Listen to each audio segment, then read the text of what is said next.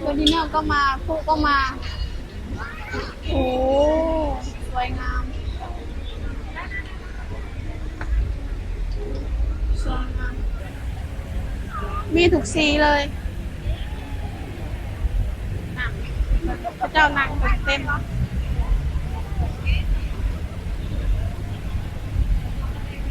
โอ้สุดยอดว้าวพี่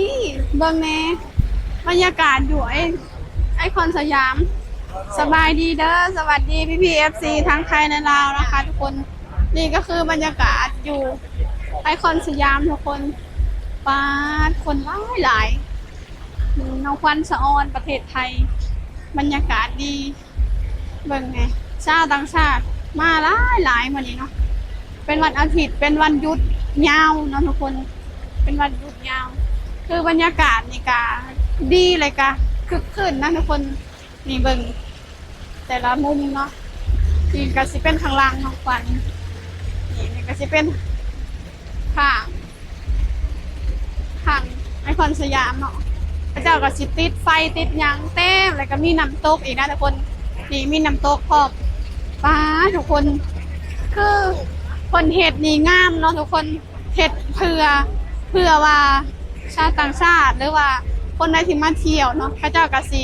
มาถ่ายรูปเนาะหรือว่ามา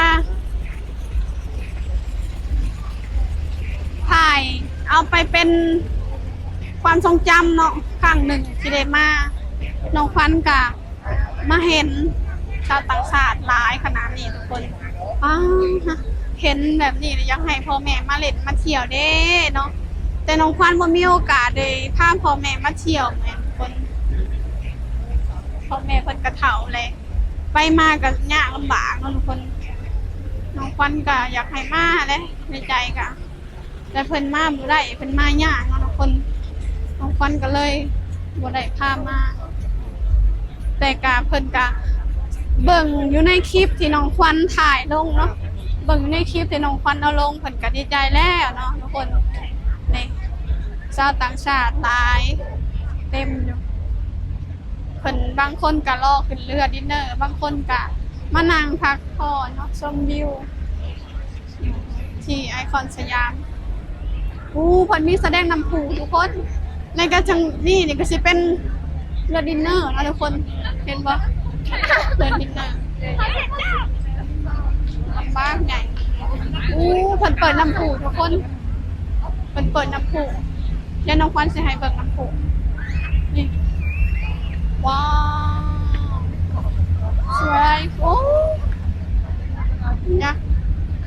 เปียกอ้ายน้ำมันถึกไหมทุกคนอ้ายน้ำมันถึกเปียก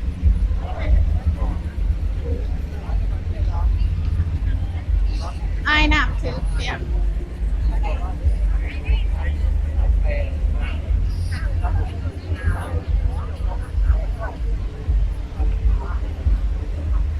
เนี่ยทุกคนเนี่ยบรรยากาศ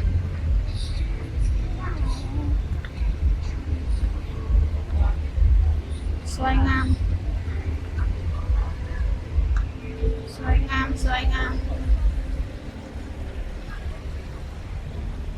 แล้วน้องควันสิให้แบบมุมหนึ่งเนาะว่างามขนาดไหนทุกคนนี่มุมนี้เลยทุกคนเห็นบอกมุมนี้ก็จะเป็นจุดที่ว่าทางเขาเนาะมันจะเป็นทางเขาหาน้ำพุก็ขึ้นอีกแล้วทุกคนน้ำพุขึ้นอีกแล้วเรือดินเนอร์ก็มาทุกคนเรือดินเนอร์ก็มาผู้ก็มาสวยงามสวยงามเป็นป้าแต่งามแต่น้ำใสนะทุกคนนี่พระเจ้าหนังแบบพระเจ้าหนังแบบเต็มมีทุกสีเลย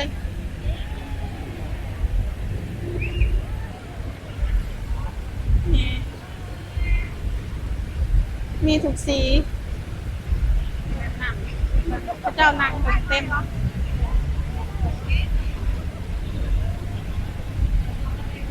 โอ้สุดยอดนั่งเบิ้งน้ำผูทุกคนนั่งเบิ้งน้ำผูเต็มเลยโถ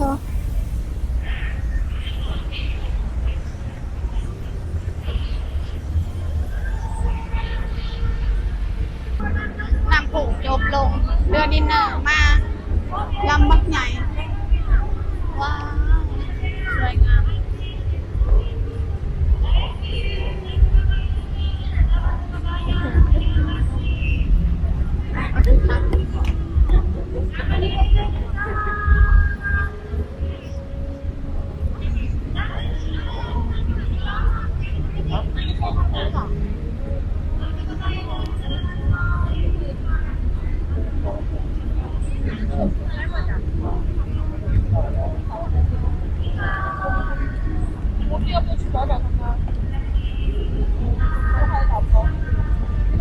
ครับมวนงามไปเดี๋ยวน้องควันจะพาไปเบิ่งอยู่พาไปเบิ่งฐานเรือพาไปเบิ่งฐานเรือก็สวยงามขนาดไหนโอ้คน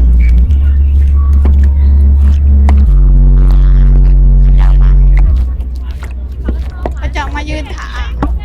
ลงเรือ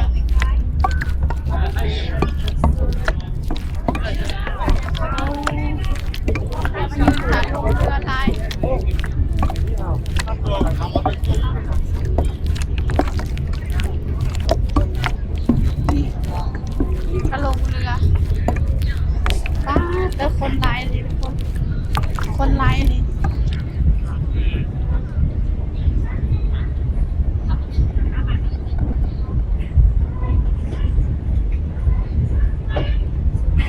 เรือดินเนอร์ลูกเรือรอลงเรือเลยเต็มเรือดินเนอร์ยังมีโอกาสได้ขึ้นเรือดินเนอร์เด้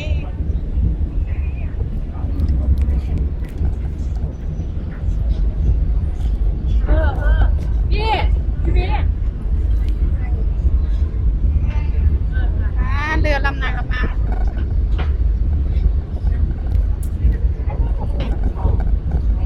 ป้า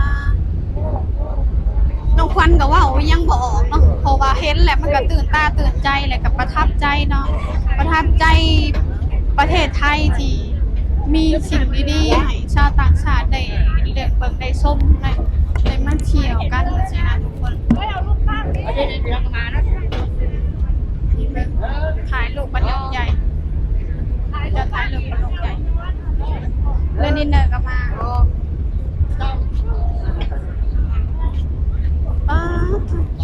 อุปกรณ์มันสวยงามขนาดนี้ทุกคนแบบบรรยากาศอยู่ไอคอนสยามแทบแตกเลย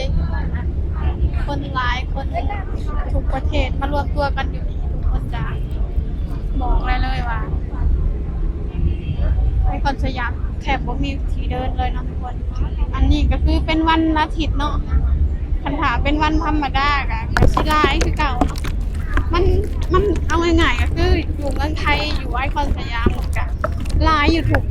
มื้อก็ว่าได้ทุกคนเพราะว่ามันเป็นแหล่งท่องเที่ยวชาวต่างชาติเขาก็มาเที่ยวกันหลายเนาะ